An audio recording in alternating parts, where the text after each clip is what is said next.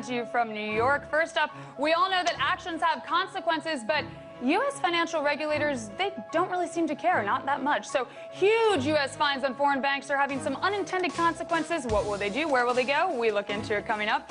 Then Dr. Barry Eichengreen is on the show today. Dr. Eichengreen has done considerable research on the history and operation of the international monetary and financial system.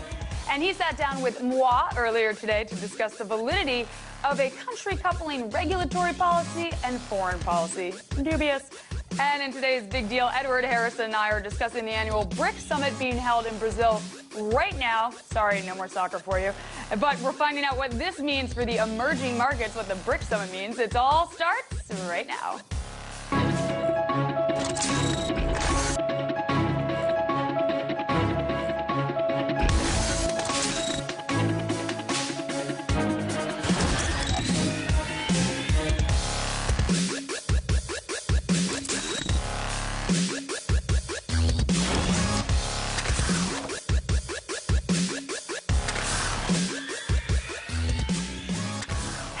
Hello. Now, our lead story today, actions and consequences. Massive fines placed on foreign banks by the United States are garnering a lot of pushback from the international banking community. Now, this comes following the $9 billion fine that French bank BNP Paribas has agreed to pay the U.S. government after conducting billions of dollars worth of business with Sudan, Iran, and Cuba, all of which are not on America's good list. No, they are not. But the curious thing about this situation is that France is supposed to be on America's good list, aren't they? Yeah, pretty important ally. In fact, there's another U.S. ally currently being slapped with fines by banking regulators as well, German Commerzbank. The German bank has been accused of conducting business with an Iranian state-sponsored shipping firm and could be forced to cough up between $600 and $800 million in order to resolve investigations into its compliance with U.S. sanctions. Now, over the past 5 years, over half a dozen foreign banks have settled with U.S. authorities over sanctions violations to the tune of more than $12 billion. Again, these are not U.S. banks, they're foreign banks.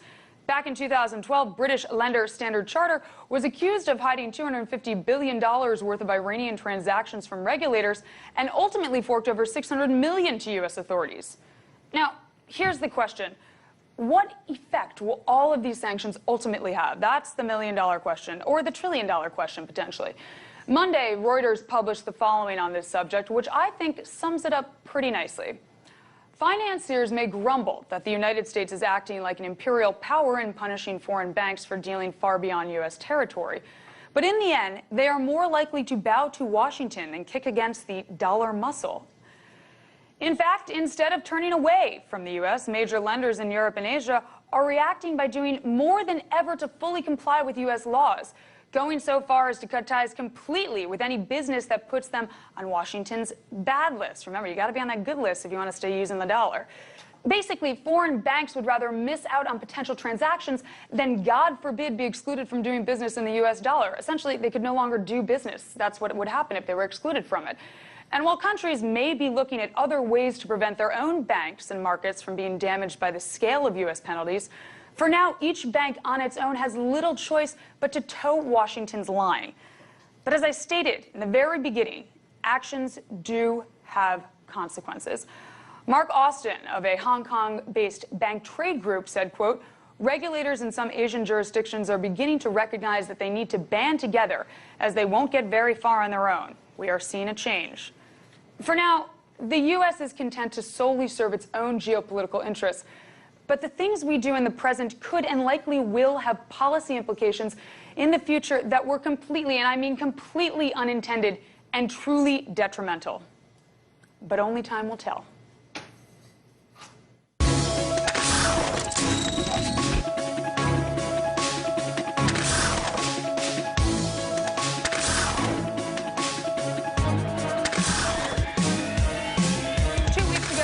Government slammed BNP Paribas with a major fine, and now they're going after German Commerzbank for also violating U.S. sanctions. But are these banks obligated to follow U.S. sanctions, or are they basically being bullied into playing by U.S. rules? I wanted to check with Dr. Craig Roberts, or who we fondly call PCR. Now, Dr. Roberts is a co-founder of Reaganomics and has also been an editor and columnist for the Wall Street Journal, Business Week, and Scripps Howard News Service. I first asked him what he made of the whole BNP situation. Here's what he had to say. Well, whose law did they break? U.S. law. Not a French law. No. No. You see, look, I'm not an expert on this, but what my feeling is that the United States applies its law to all countries and says everybody, regardless if they're a sovereign state, has to obey our law, and because we announced that there were sanctions on Iran. Mm-hmm. If you, a bank in an independent country, finance business with Iran, we are going to penalize you, and if you don't pay, we're not going to let you conduct operations in the United States. So I'm not sure that the bank has broken any law because, in my opinion, the United States government does not have the option of dictating law to sovereign countries. But it's been doing it for a long, long time. It did it to Switzerland. Now they're starting on the Commerce Bank in Germany. They're trying to do the same thing to it that they just did to the French bank. I think that part of this is that Washington uses American clout over other people by threatening them to be excluded from the American market in order to hurt those financial institutions, in order to advance the financial imperialism of the American banks. So when they beat up on Barclays, they beat up on the French bank, they beat up on the German bank, then Goldman Sachs, JP Morgan, Citibank, Bank of America, they can sort of move in easier on those, on the territory of those banks. So I think that's also part of it. In fact, it could be the main part of it. But I don't think the world should accept the fact that the United States government can decide what countries, their banks, these other sovereign countries, what the banks of sovereign countries, who they can do business with. You've said that you see the dollar's importance diminishing over time. Is that right? Yes, I think it has to diminish over time, and primarily because of this sanction thing. Because, you see, if you're a country and you're not part of the dollar payment system, no sanctions can be applied to you. And there's no benefit any longer of being in the dollar payment system. It grew up at the end of World War II because the United States was the only country that had an economy. All the rest were destroyed. And so how were you going to settle international payments? You looked to the strong currency of the country that actually dominated manufacturing, trade, and so that became the world money. But today, countries have recovered. There are many countries whose currencies are just as valuable, and there's no reason not to settle trade in their own currencies. It's actually very costly. For example, Japan and China to settle their trade in dollars, because the Chinese, if the Chinese buy something from Japan, then they have to they have to pay a fee to convert their currency into dollars. Then they give the dollars to Japan, and then Japan has to pay a fee to convert the dollars into yen. So what is the point of these countries doing that? There's no reason any longer. And as the United States increasingly, I mean to say Washington,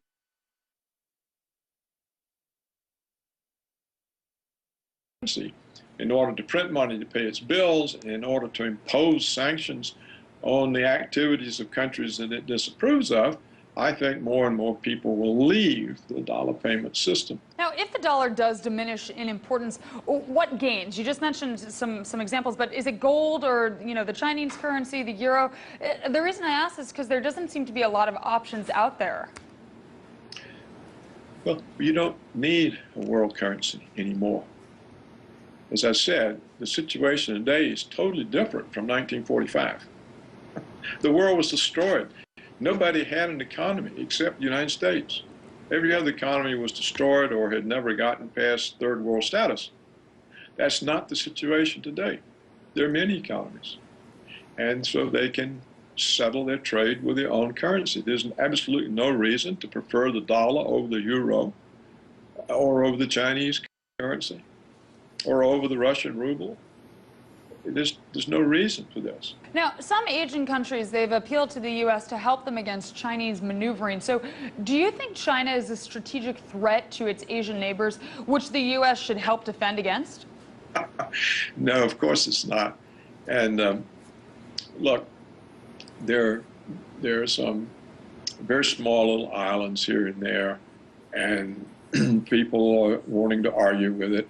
Well, that's between them and China. It's got nothing to do with us. There's no reason for us to be involved in that. And it's certainly no reason for Washington to make an enemy out of China, because China is far stronger than these other little countries. And it's our biggest creditor. And we have huge trade relationships with it. So it's just a silly thing that Washington is doing, trying to hold on to its hegemony over the world. It really should stop it.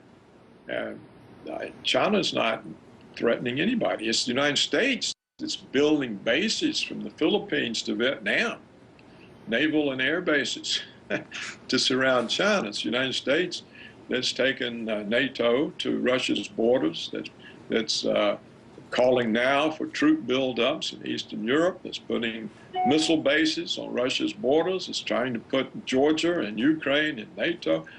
The aggression is not coming from China and Russia. What are the economic implications of allowing China free rein in Asia? Well, what do you mean allowing? Well, it's not up to the United States who does business with China or who China does business with. The whole notion that we could disallow doesn't make any sense. So I think that people will do business with China because it's profitable, it pays, they have good deals. And they approach people in that way. They say, hey, look, let's do business. We come in and say, let's have military bases. Let us buy your government. Let us give payoffs. And so that you will do what we want, and we'll put military bases. It's a totally different approach. That was Dr. Paul Craig Roberts. Time now for a very quick break, but stick around because when we return, Dr. Barry Eichengreen is on the show. He's a well-known professor of macroeconomics and political science at the University of California, Berkeley, and he sat down with me earlier today to discuss the practice of mixing regulatory and foreign policy. It's like oil and water. And in today's big deal, Edward Harris and I are discussing the annual BRICS Summit being held in Brazil right now. And don't forget, you can see all segments featured in today's show on YouTube, youtube.com/BoomBustRT, and on Hulu, hulu.com-boom/bust. Now, before we go to break, here are a look at some of your closing numbers of the bell. Come on back with us.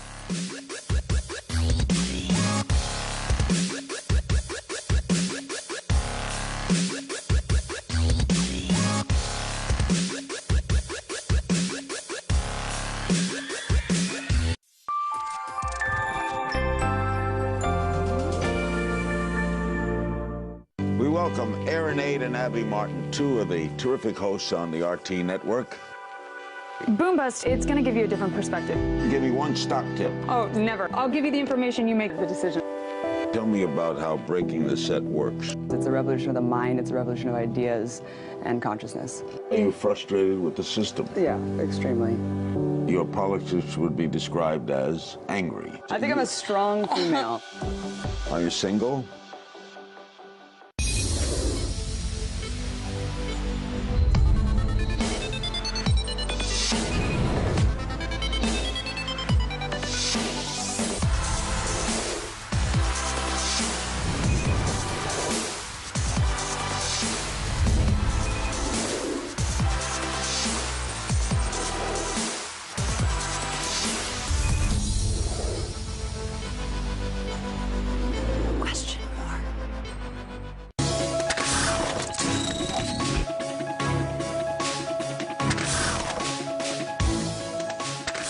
Welcome back.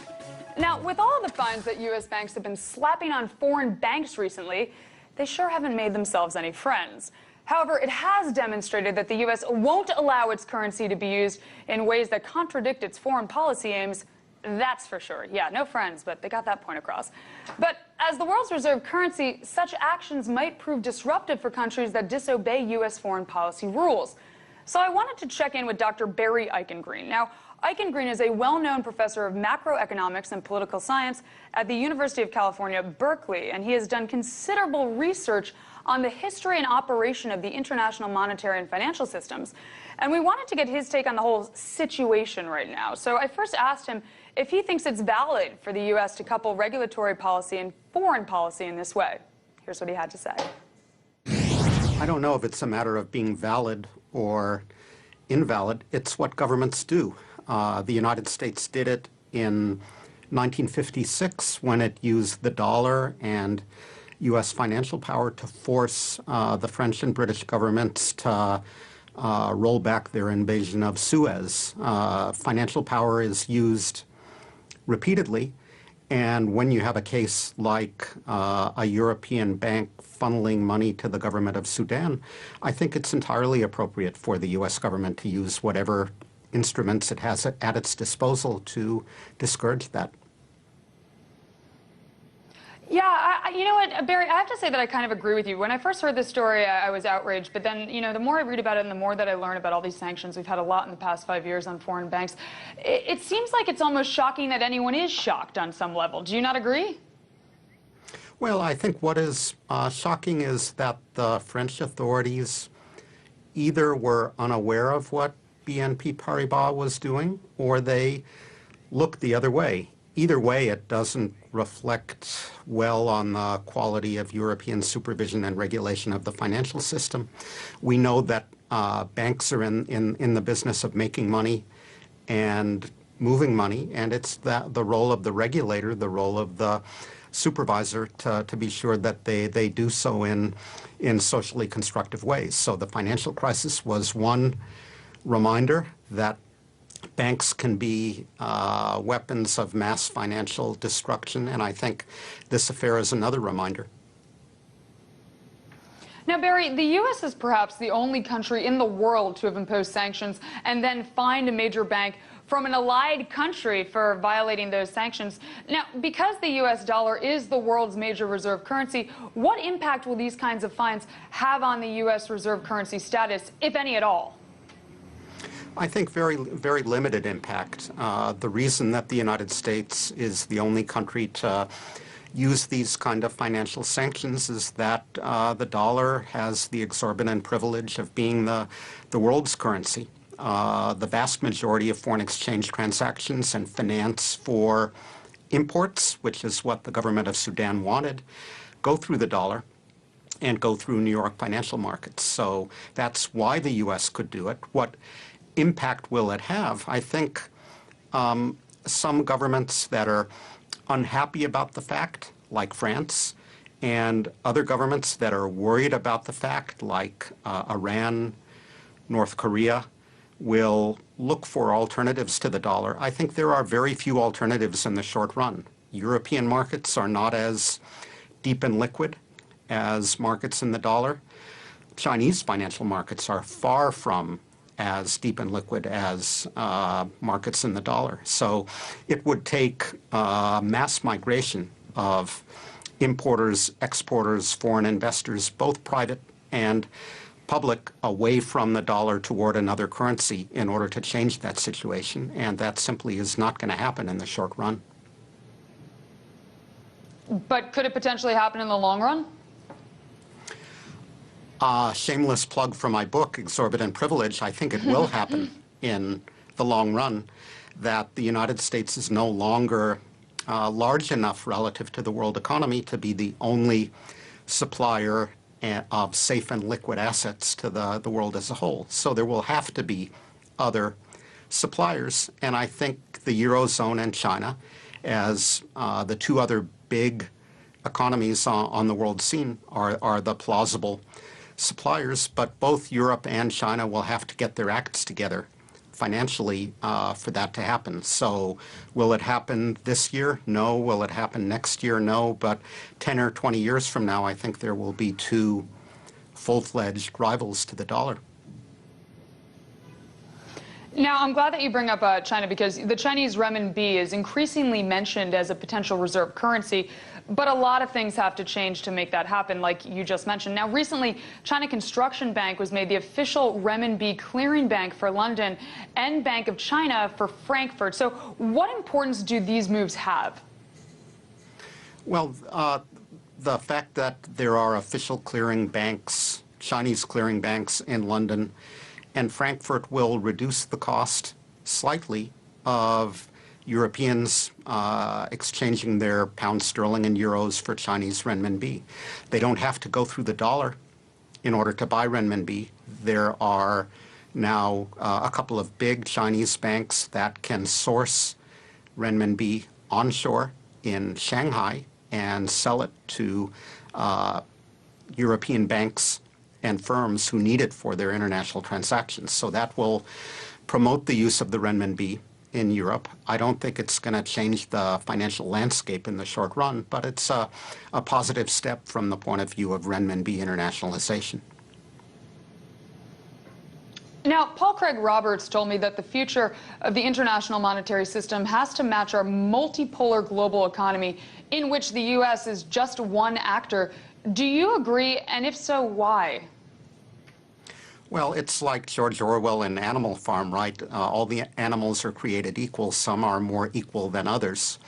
I think we will move toward a more multipolar monetary system that better matches our multipolar global economy, because, as I said before, the United States will not be big enough to provide safe and liquid assets on the scale that the 21st century global economy requires.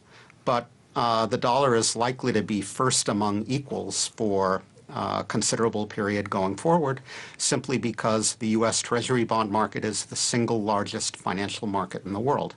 It's deep, it's liquid, it's a safe haven. It's the market that investors instinctually move toward whenever a bad financial thing happens, because the Fed is there to provide dollar liquidity when it's required.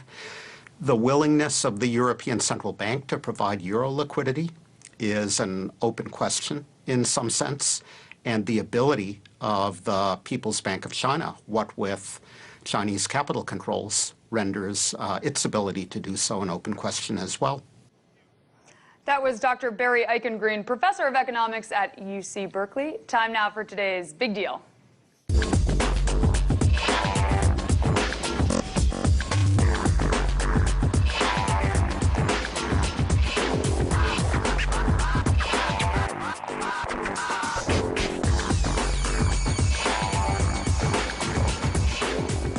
Remote Big Deal time with Edward Harrison. It's good to see you remotely, Ed. I missed you today. Yes. Now, audience out there, in today's Big Deal, Edward Harrison and I are discussing the annual BRICS Summit and what the summit might mean for emerging markets. So before we begin, the BRICS nations are, can you guess it? Drum roll? I know you know. Brazil, Russia, India, China. Can you guess the last one, Ed? Do you have this one? South Africa. Yeah, okay, so those are the BRICS. And they're grouped together due to their size and the strength of their economies. And this summit is a multilateral forum for these economies. And coincidentally enough, it's being held just days after the World Cup wraps. So, Edward, we've been talking about currencies a lot on the show today. And now, is there anything on the agenda at this summit that might have an effect on our international monetary system, or any fundamental consequences on what we use as reserve currency? Truly fundamental, because I think the answer is no, but I'll throw it over to you. Well, no, actually, I think there is something that's interesting. Not that they'll necessarily agree on it, but they're talking about an alternative to the IMF, a $100 billion IMF fund, and then some other $50 billion fund to go along with that in terms of liquidity. But basically what it boils down to is that the IMF, as it's been developed, is really about Western Europe, and now, you know, the whole of Europe in terms of the EU and North America and their hegemony over policy issues in terms of the global financial system. And so as the emerging markets have become much more important from an economic perspective. They're looking for a greater voice, and they feel that they've been blocked in the IMF, in the World Bank, and all these other multilateral lending institutions from having this greater voice. And therefore, the BRICS, as the most important emerging market countries, are going out and saying, yeah, we're going to actually do it on our own. We're going to make our own multilateral institution and do an end run around these other institutions. Now, as you mentioned, there are a bunch, and I mean a bunch of multilateral forums on economics. We have the OECD, G7, G20, BRICS now. But are these primarily diplomatic and political organizations, or do they have any serious economic implications? Basically, what I mean is, what really joins these economies together?